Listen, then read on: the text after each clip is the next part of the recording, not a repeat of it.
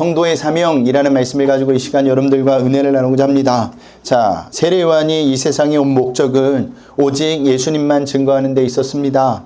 그래서 세례 요한은 예수님이 하나님의 아들이시고 모든 인간의 구원자이시며 세상 죄를 지고 가는 하나님의 어린 양이라는 사실을 자신의 삶을 통해서 선포하고 증거하게 됩니다. 자, 그리고 오늘 본문에서도요, 그 모습이 계속 되어지고 있습니다. 우리 19절을 보겠습니다. 우리 다 같이 읽겠습니다. 유대인들이 예루살렘에서 제사장들과 레인들을 요한에게 보내어 내가 누구냐 물을 때 요한의 증언이 이러하니라. 아멘. 자, 세례 요한의 명성이 최고에 달했을 때 예루살렘으로부터 유대인들이 보낸 제사장들과 레인들이 세례 요한에게 대뜸 이렇게 묻습니다. 내가 누구냐? 자, 이 질문을 이해하기 위해서는요, 당시 시대적 상황을 알 필요가 있습니다. 자, 유대인들은요, 수천 년 동안 그들 가운데 메시아, 곧 그리스도가 오신다는 하나님의 약속을 기다리고 있었습니다.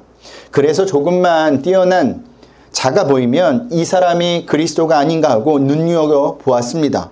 또한 정치구적으로는요, 로마 제국의 지배를 받고 있었으므로 속히 그리스도께서 오셔서 이스라엘을 로마의 압제로부터 해방시켜 주기를 학수고대하고 있었던 거죠. 그때 누가 나타났느냐? 세례 요한이 나타난 겁니다. 그러니 그들이 세례 요한에게 내가 누구냐고 물어본 것이죠. 이에 세례 요한은 어떻게 대답을 하죠? 우리 20절을 보겠습니다. 다 같이 읽겠습니다. 요한이 드러내어 말하고 숨기지 아니하니 드러내어 하는 말이 나는 그리스도가 아니라 한데. 아멘. 여기 드러내어 말하고 숨기지 아니하는 이라는 말은요, 한치의 가감이 없이 꾸밈 없이 사실 그대로 세례 요한이 말했다라는 의미입니다. 자, 세례 요한은 무엇을 한치의 가감 없이 꾸밈 없이 사실대로 말했다는 것이죠. 자신이 그리스도가 아니라는 것을 말했다는 겁니다. 그래서 나는 그리스도가 아니다라고 하는 겁니다. 세례 요한의 이 대답은요, 자신을 찾아온 사람들의 기대를 전면 부인한 것이기도 해요. 그런데 이런 고백을 한다는 것이 결코 쉽지가 않아요. 왜 쉽지가 않죠? 모든 인간의 내면에는요, 명예욕이 있기 때문입니다. 그래서 모든 인간은요, 자기를 높이고자 하는 욕구가 있는 거예요.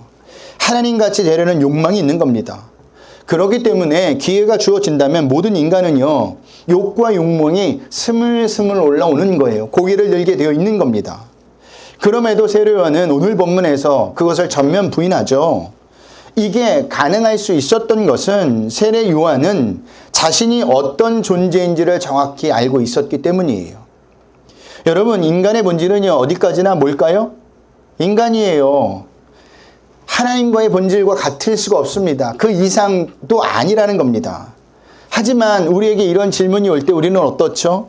사람들이 훌륭한 사람이라고 불러주고 축혀주실 때 어떻게 대우하시죠? 우리는 거절을 못하죠. 아무 말도 하지 않습니다. 왜 그럴까요? 그 이유는요, 사람들의 기대와 생각에 적당히 타협하고 그들의 의견을 받아들이기 때문입니다. 그리고 솔직히 그렇게 되고 싶은 욕구와 욕망이 있는 거예요. 인간이라면 다 그렇습니다. 이렇게 대답하지 못하면 그런데요, 언젠가는 문제가 반드시 생기게 되어 있다는 사실을 아셔야 합니다. 그렇게 문제가 된 것이 오늘날의 사이비 이단 교주들이에요. 그로 인해 얼마나 많은 문제들이 발생했습니까? 얼마나 많은 사람들이 다치고 있나요? 그렇기 때문에 성도는요, 세례 요한처럼 아닌 것은 아니라고 대답을 하셔야 합니다. 그리고 절대로 하나님의 자리를 우리가 빼앗으면 안 되는 겁니다. 차지해서는 안 되는 거예요. 자, 세례 요한이 나는 그리스도가 아니다 라고 말했는데도 불구하고 그들은요, 여기서 물러나지 않고 또다시 질문을 더하죠. 우리 21절, 22절을 보겠습니다. 다 같이 읽겠습니다. 또 묻되 그러면 누구냐? 내가 엘리야냐 이르되 나는 아니라. 또 묻되 내가 그 선지자냐? 대답하되 아니라. 또 말하되 누구냐? 우리를 보낸 이들에게 대답하게 하라. 너는 너에게 대하여 무엇이라 하느냐? 아멘. 자, 먼저는요, 내가 엘리야냐라는 질문입니다. 이 질문은요, 성경적인 근거를 가지고 지금 세례 요한에게 한 겁니다. 우리 성경적인 근거 어디 있는지 한번 보겠습니다. 말라기 4장 5절 말씀을 볼까요? 말라기 4장 5절 말씀입니다. 다 같이 읽겠습니다. 보라, 여호와의 크고 두려운 날이 이르기 전에 내가 선지자 엘리야를 너희에게 보내리니. 아멘. 자, 하나님은요, 자기 아들 예수님을 보내시기 전에 선지자 엘리야를 먼저 보내시겠다고 하셨죠. 그러므로 메시아가 오려면 반드시 누가 먼저 와야 돼요? 그렇죠. 선지자 엘리야가 와야 합니다. 이런 이유 때문에 이스라엘 백성은요, 메시아를 기다림과 동시에 선지자 엘리야도 또한 간절히 기다렸던 겁니다. 그래서 세례 요한이 나는 그리스도가 아니라고 하자 그들은 그러면 내가 엘리야냐라고 재차 물었던 겁니다. 그런데도 이번에도 세례 요한은 어떻게 대답을 하죠? 아니다라고 이야기하죠. 그러나 사실은 세례 요한이 말라기에서 예언된 선지자 엘리야였습니다. 이 사실을요, 예수님께서 직접 확인시켜 주고 있어요. 한번 볼까요? 마태복음 11장 14절 말씀입니다. 마태복음 11장 14절 말씀 우리 다 같이 읽겠습니다. 만일 너희가 즐겨 받을진대 오리라 한 엘리야가 곧 이 사람이니라. 아멘. 자, 엘리야가 곧 이 사람, 누굴 말하느냐? 세례 요한을 지금 예수님께서 지칭하고 있는 겁니다. 그런데도 왜 세례 요한은 자신을 엘리야가 아니라고 한 것일까요? 그 이유에 대해서 많은 신학자들이 이렇게 추측하는데 세례 요한이 자기 자신을 엘리야처럼 그렇게 대단한 인물로 생각하지 않았기 때문이라는 거예요. 그렇게 계속 거부하자 또 그들은 또 묻죠. 이번엔 질문은 어떤 질문을 합니까? 내가 그 선지자냐? 라는 질문을 하죠. 이 질문 역시 성경적인 근거를 가지고 있는 겁니다. 자, 여기 그 선지자는요, 유대인들에게 있어서 단 한 사람밖에 없어요.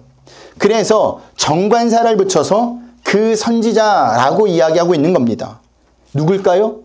그 선지자가 모세를 이야기해요. 한번 볼까요? 신명기 18장 15절을 보겠습니다. 우리 신명기 18장 15절 말씀입니다. 다 같이 읽겠습니다. 내 하나님 여호와께서 너희 가운데 내 형제 중에서 너희를 위하여 나와 같은 선지자 하나를 일으키시리니 너희는 그 말을 들을지니라. 아멘. 자, 신명기의 예언에 의하면 장차 세상에 모세와 같은 선지자 한 분이 출현할 텐데 그분이야말로 메시아라는 겁니다. 그래서 그들이 그 선지자냐고 물었던 거예요.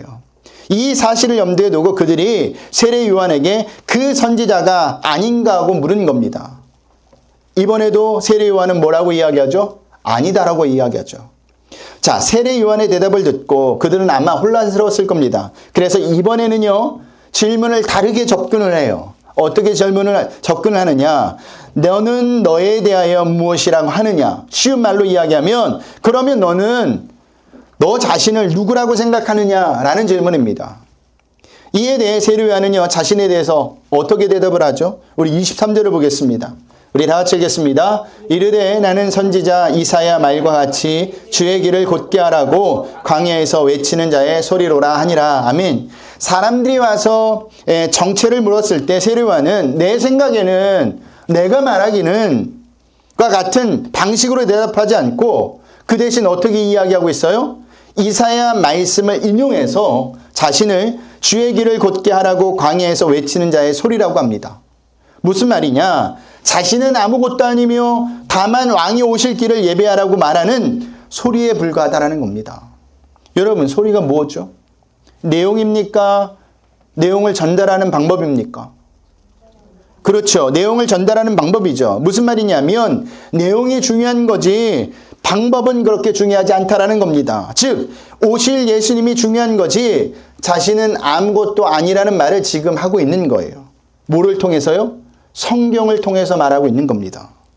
자, 세례 요한이 자신에 대해서 이렇게 대답할 수 있었던 것은 말씀을 통해서, 성경을 통해서 자신이 어떠한 자인지를 분명히 깨달았기 때문이에요. 이처럼 성도는요, 말씀을 통해, 성경을 통해 자신이 어떤 존재인지를 깨달아야 하는 자입니다. 그리고 말씀을 통해서 남도 보고 세상도 봐야 돼요. 그럴 때 절대 하나님의 자리를 차지하지 않고요, 교만해지지 않는다라는 사실입니다. 착각하지 않는다라는 거예요. 여러분, 사람들이 띄워준다고 해서 대단한 존재라고 착각하지 마세요. 말씀을 볼 때, 성경을 통해 볼 때 우리는 죄인에 불과한 사람입니다. 부족한 사람이고요. 하나님의 은혜가 붙잡아주지 않으면 단 하루도 살 수 없는 인간이라는 사실을 분명히 아셔야 돼요. 이런 자만이 교만하지 않습니다. 이런 자만이 날마다 하나님의 은혜를 붙들 수 있는 거예요. 세례 요한은 말씀을 통해서, 성경을 통해서 그것을 자각했다니까요. 우리가 말씀을 가까이 하는 이유가 여기 있습니다. 말씀을 봐야 내가 어떤 존재인지 알아요. 성경이 무엇을 말하고 있습니까? 하나님은 누구인지, 또 인간은 누구인지 이야기하고 있죠. 그것을 통해서 내 자리를 확인하는 겁니다. 그럴 때 교만해지지 않아요. 자, 세례요한은 또 자신을 어떻게 소개하고 있죠? 우리 26절, 27절을 보겠습니다. 다 같이 읽겠습니다. 요한이 대답하되 나는 물로 세례를 베풀거니와 너희 가운데 너희가 알지 못하는 한 사람이 섰으니 곧 내 뒤에 오시는 그이라. 나는 그의 신발끈을 풀기도 감당하지 못하겠노라 하더라. 아멘. 그의 신발끈을 풀기도 감당하지 못한 자라고 하죠, 자신을. 당시 준동에서는요, 신발을 신기는 사람은요, 종들 중에서도 가장 낮은 종이 그 일을 감당했다고 합니다. 그러니까 세례 요한은 자신을 그런 하찮은 종에 지금 비유하고 있는 거예요. 그렇다면 종이 다른 사람의 신발끈을 매기 위해서는 어떻게 해야죠? 어떻게 해야 돼요? 그 사람 앞에 몸을 굽혀야 합니다. 그런데 세례 요한은 예수님 앞에서는 그런 자세조차 감당할 수 없다라는 이야기하고 있어요. 그 의미는 뭐냐? 나는 그 앞에서 아예 엎드렸다라는 의미입니다. 자, 순교자 주기철, 내 잔이 넘친 아이다를 쓴 소설가 정영희 권사님의 기도문에 이런 글이 있습니다. 오늘도 주님 앞에 엎드리오니 주님께서 그 위에 서셔서 말씀하여 주옵소서. 무슨 의미냐? 무슨 말이냐? 주님 앞에 엎드리면 주님만 보이게 된다라는 겁니다. 이와 반대로 엎드려야 할 사람이 엎드리지 않고 일어서면 주님이 어떻게 된다는 거예요? 보이지 않는다라는 거예요. 세례 요한이 이렇게 예수님 앞에 온전히 엎드렸으니 예수님께서 그를 통해 온전히 역사하실 수 있었던 겁니다. 마찬가지로 성도의 삶 가운데 가장 중요한 것은요, 세례 요한처럼 우리의 모습을 통해 누구만 나타나야 됩니까? 예수님만 나타나야 된다라는 겁니다. 그래서 세례 요한의 삶을 보면요, 온통 예수님만 이야기하고 있는 겁니다. 예수님에게만 초점이 맞춰져 있는 거예요. 제사장들과 레인들에게 이단으로 몰리는 상황에서도 세례 요한은 예수님만 전합니다. 핑계를 대지 않아요. 하지만 당시 제사장과 레인들은 그렇지 않았죠. 자기들이 중요했습니다. 자기들의 기득권을 뺏길까 봐 항상 노심초사했어요. 우리가 요한복음을 써봐서 알잖아요. 그런데 이것은 오늘날 한국교회도 마찬가지입니다. 너무나 교단이 중요하고 교파가 중요하고 자기 교회 이득이 너무도 중요해서 예수님을 잃어버릴 때가 너무 많아요. 예수님이 모습이 나타나야 되는데 그런 모습은 찾아보기 힘듭니다. 뭐가 중요하느냐? 내 교회만 중요한 겁니다. 내 교단만 중요한 거예요. 내 교파만 중요한 겁니다. 예수님은 어떻게 되든 상관이 없어요. 왜 이렇게 되었을까? 예수님 아닌 것이 중요해졌기 때문입니다. 그런 의미에서 세례 요한은요, 한마디로 말하면 예수님께 미친 사람이에요. 안 지나서나 예수님 생각뿐이었습니다. 말을 해도 예수님만 이야기를 해요. 사람들이 세례 요한에 대해서 궁금해서 왔는데 지금 세례 요한은 누구를 이야기하고 있어요? 예수님만 이야기하고 있다는 사실이에요. 성도라면 이러해야 합니다. 예수에 미친 사람이 되어야 합니다. 여러분, 적당히 예수를 믿으시면 안 돼요. 적당히 예수 믿으시면 안 돼요. 우리 모습 속에 세상 사람들과 같이 욕심과 탐욕이 가득 차게 되어 있습니다. 그러면 예수님의 모습을 나타낼 수가 없어요. 하지만 우리가 예수님께 미친 사람이 되면 세상 사람들의 모습 속에서 누굴 보게 될까요? 예수님을 보게 된다라는 겁니다. 그리고 예수님을 만나게 된다라는 거예요. 아, 저 사람이 행동하는 것이 꼭 예수님이 하는 것 같아. 예수님이 저러진 않았을까라는 생각을 하게 된다라는 겁니다. 예수님이 사랑이 저런 것은 아닐까라고 예수님을 만나게 된다라는 거예요. 미치지 않고서는요, 절대 예수님을 전할 수 없습니다. 세상 사람들도 그러잖아요. 미쳐야 뭐 한다고요? 성공한다고. 네. 미치지 않고서는 절대 성공하지 못한대요. 마찬가지예요. 우리가 예수님을 전하려고 한다면 예수님께 미쳐야 합니다. 자, 빛이신 이렇게 예수님께서 이 세상에 오셨지만 아무도 예수님을 알아보지 못했죠. 그런데 오늘 본문에 나온 한 사람 세례 요한만 알아보았습니다. 세례 요한이 어떻게 이야기하느냐, 그 예수님을 보고 29절을 보겠습니다. 우리 다 같이 읽겠습니다. 이튿날 요한이 예수께서 자기에게 나오심을 보고 이르되 보라, 세상 죄를 지고 가는 하나님의 어린 양이로다. 아멘. 자, 세례 요한은 빛이신 예수님께 하나님의 어린 양이라고 했는데 어떻게 그것을 알았을까? 그 답은요, 1장 6절에 나왔습니다. 우리 1장 6절을 보고 다시 읽겠습니다. 하나님께로부터 보내심을 받은 사람이 있으니 그의 이름은 요한이라. 아멘. 그 답이 무엇이냐? 세례 요한이 하나님께로부터 보내심을 받았기 때문이라는 겁니다. 그러니까 하나님에 의해 선택되어진 자였기 때문에 어느 날 하나님에 의해 그의 눈이 띄어진 거예요. 그래서 빛이신 예수님이 하나님의 어린 양이라는 것을 세례 요한이 알게 되었다는 의미죠. 이것은 우리도 마찬가지입니다. 우리가 어떻게 예수님을 믿게 되었죠?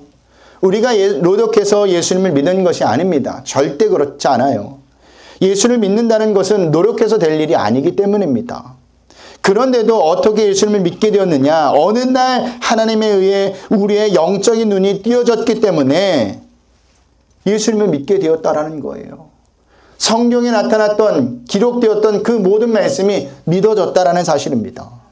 전적인 하나님의 은혜라는 사실입니다. 보세요. 우리만 복음을 들었을까요? 아니죠. 수많은 사람들이 복음을 들었습니다. 지금도 듣고 있어요.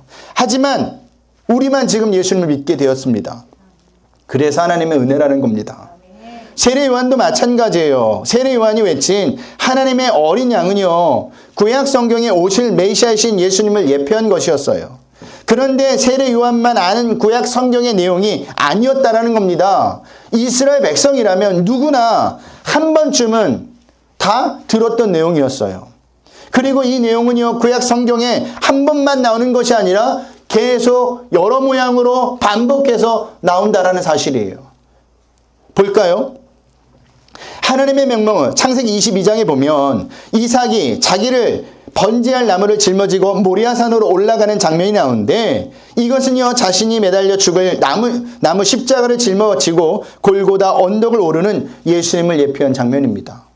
그리고 하나님의 명령으로 죽여야 할 이삭을 대신하여 어린 양이 등장하는 장면은 죽어야 할 자를 대신해서 하나님께서 준비하시는 어린 양이신 예수님을 예표하고 있다는 사실입니다.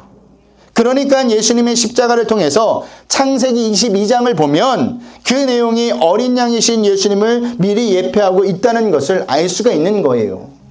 그뿐만이 아니에요. 출애굽기 12장에 보면요, 유월절에 관한 말씀이 나오죠. 어린 양의 피가 임방과 문설주에 발라지면서 죽어야 할 자들이 살아난 것을 볼 수가 있습니다. 이것은요, 물과 피를 쏟으시면서 십자가에서 죽으신 하나님의 어린 양이신 예수님을 미리 예표한 겁니다. 그리고 이스라엘 백성은요, 제사 제대를 통해서 수없이 많은 어린 양을, 인간의 죄를 대신하여 제물을 드렸습니다. 이 역시 모든 어린 양이신 예수님의 대속의 죽음을 예표한 것이었어요. 그런데도요, 이스라엘 백성은 그 어린 양이 무엇을 예표하고 있는지, 어떤 것을 내용으로 담고 있는지를 알지 못했어요. 그들은요, 그냥 하나님이 명령하신 제사 제도를 잘 행하기만 하면 구원을 받는 줄 알았던 것입니다. 그래서 하나님의 어린 양으로 오신 예수님을 알아보지 못한 거예요. 오히려 자기가 행하고 있는 이 율법을 잘 지키고 있다는 것에 그저 만족감을 누리고 있었던 사실이죠. 하지만 세례 요한은요, 예수님이 구약 성경이 말하고 가리키는 어린 양, 하나님의 어린 양이라는 것을 알아본 겁니다. 그러니까 하나님의 은혜가 누구에게 임한 거예요? 세례 요한에게 임했다는 사실입니다. 이보다 큰 복이 어디 있을까요? 다른 사람들은 하나님의 어린 양으로 오신 예수님을 믿지 못해 구원을 받을 수 없는데, 우리는 하나님의 어린 양으로 오신 예수님을 믿어 구원을 받았습니다. 그러니 그것이 큰 복이고 은혜를 받았다라는 겁니다. 그래서 여러분들에게 제가 늘 이야기하지 않습니까? 우리는 어떤 자라고요? 복 받은 자라고. 복을 받을 자가 아니라 복을 이미 받은 자라니까요. 그런 의미에서 우리 또한 하나님께로 보냄을 받은 자라는 사실을 잊지 마셔야 합니다. 이런 은혜를 받은 자만이 인간의 신체를 보게 될 수 있는 겁니다. 그래서 세례 요한은요, 보라 세상 죄를 지고 가는 하나님의 어린 양이라고 외친 겁니다. 또한 세례 요한의 이 외침은요, 인간이 직면하고 있는 위기가 무엇인지를 우리에게 말해주고 있어요. 그것이 무엇입니까? 인간이 직면하고 있는 위기가 무엇입니까? 죄라는 겁니다. 바울이 그것이 무엇인지 우리에게 이렇게 가르쳐주고 있죠. 로마서 3장 23절을 볼까요? 우리 다 같이 읽겠습니다. 모든 사람이 죄를 범하였음에 하나님의 영광에 이르지 못하더니. 아멘. 모든 사람이 죄를 범하였다라는 겁니다. 한 사람도 예외 없이 죄를 범했다라는 거예요. 그래서 하나님의 영광에 이르지 못했다, 구원을 받지 못했다라는 겁니다. 이것은 굉장히 심각한 문제입니다. 그런데 많은 사람들은요, 이 사실을 하나도 심각하게 받아들이지 않아요. 아니, 이 사실에 대해서 무지합니다. 그런데 누구든지 이 문제를 해결하지 못하면 어떻게 되느냐? 영원한 죽음에 이르게 됩니다. 한 번 죽은 것은 정한 이치요. 그 외에는 뭐가 있다고 이야기해요? 심판이 있다고 이야기하죠. 쉽게 말하면 지옥에 갈 수밖에 없다는 겁니다. 이 죄의 문제를 해결하지 못하면. 그러므로 인간이 가장 시급히 해야 될 것은 뭘까요? 죄를 먼저 해결해야 한다는 겁니다. 죄에 대한 진단과 처방이 먼저 되어야 한다는 거예요. 정확한 진단을 통해서 죄의 실체를 발견하고 적당하게 처방해야 하는데, 적절하게 처방해야 되는데, 문제는 이 둘 다 인간의 능력으로 해결할 수 없다는 겁니다. 하나님의 은혜가 오지 않고는 우리는요, 죄인이라는 걸 몰라요. 죽을 수밖에 없는 죄인이라는 걸 모른다니까요. 전도에서 나가보세요. 당신은 죄인입니다 라고 이야기하면 기분 좋아하는 사람이 누가 있을까요? 아무도 없어요. 내가 죄인이라고? 이 사람 미친 사람이네. 내가 얼마나 도덕적으로 윤리적으로 당신보다 훨씬 잘 사는데, 이렇게 얘기하는 게 인간입니다. 근데 우리가 예수님을 만나고 나서 죄를 알게 되었잖아요. 근데 그걸 해결할 능력이 있느냐? 없어요. 그래서 예수님께서 이 땅에 오신 겁니다. 이것이 예수님께서 이 땅에 오신 목적이에요. 예수님은 하나님의 어린 양으로서 속죄제물이 되어 우리의 죄를 담당하시려고 이 세상에 오신 겁니다. 예수님이 친히 본인 입으로 말씀하셨어요. 한번 볼까요? 마가복음 10장 45절 말씀입니다. 우리 다 같이 읽겠습니다. 시작. 인자가 온 것은 섬김을 받으려 함이 아니라 도리어 섬기려 하고 자기 목숨을 많은 사람의 대속물로 주려 함이니라. 아멘. 예수님은요, 죄로 인해 죽을 수밖에 없는 인간을 대신하여 죽고자 오셨다니까요. 도저히 해답을 찾을 수 없는 죄라는 문제를 해결하는 처방을 예수님이 마련해 주시기에 오셨다라는 겁니다. 그로 인해 우리가 이렇게 하나님께로 나올 수 있게 되었고, 그분의 죽으심으로 인해 우리가 죄의 속박에서 벗어날 수 있게 되어 있는 겁니다. 히브리서 10장 19절 20절을 보겠습니다. 히브리서 10장 19절 20절입니다. 다 같이 읽겠습니다. 그러므로 형제들아, 우리가 예수의 피를 힘입어 성소에 들어갈 담력을 얻었나니 그 길은 우리를 위하여 휘장 가운데로 열어놓으신 새로운 길이요 휘장은 곧 그의 육체니라. 아멘. 예수님께서 십자가의 죽으심으로 말미암아 하나님과 인간 사이에 막혔던 그 휘장을 갈라 놓으셨어요. 새로운 길을 마련해 주셨다니까요. 그래서 우리가 이렇게 하나님 전에 나와서 예배를 드릴 수 있는 겁니다. 언제든지 기도할 수 있는 거예요. 누구 때문에요? 예수님 때문에.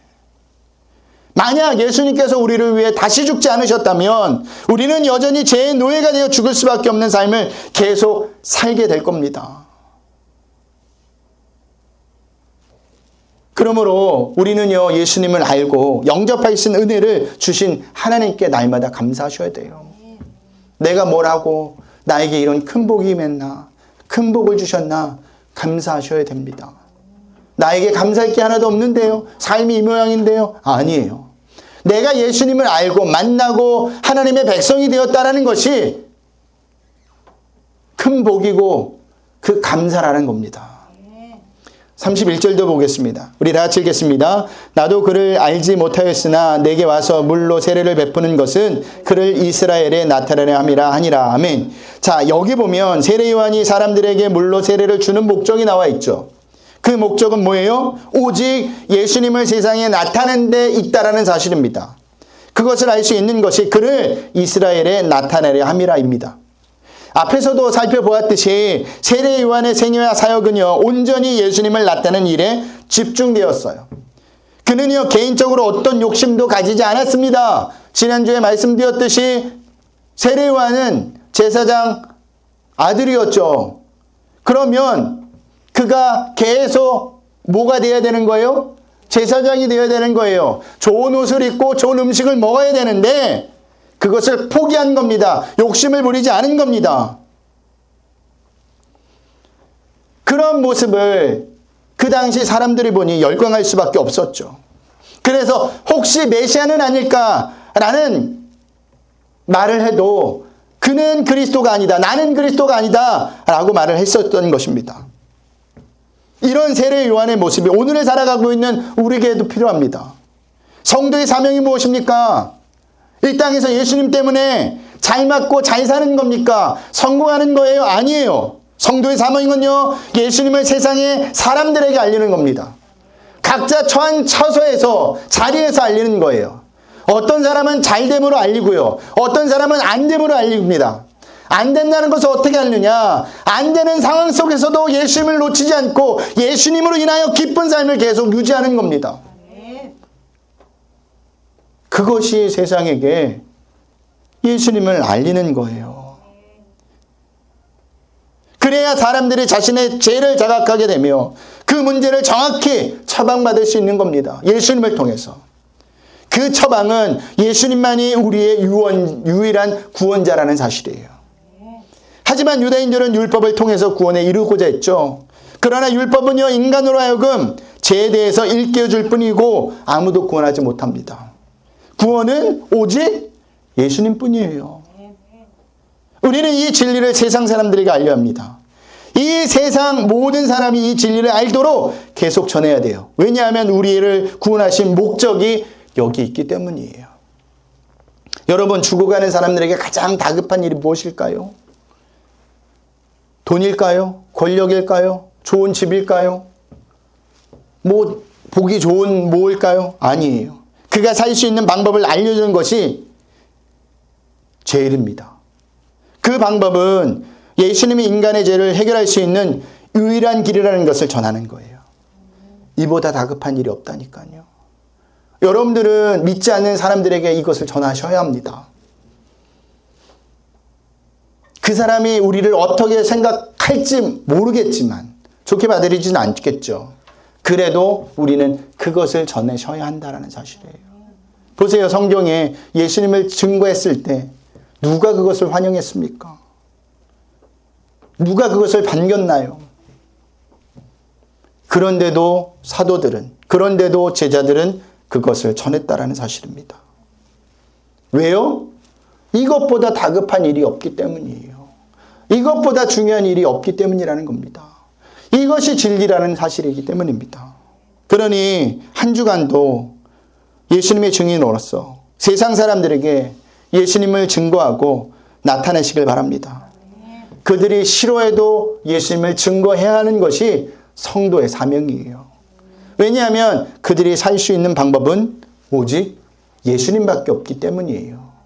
세례 요한의 모습처럼 우리도 끝까지 예수님만을 전하다가 사시는 저와 여러분들이 되시길 주님의 이름으로 부탁드리겠습니다.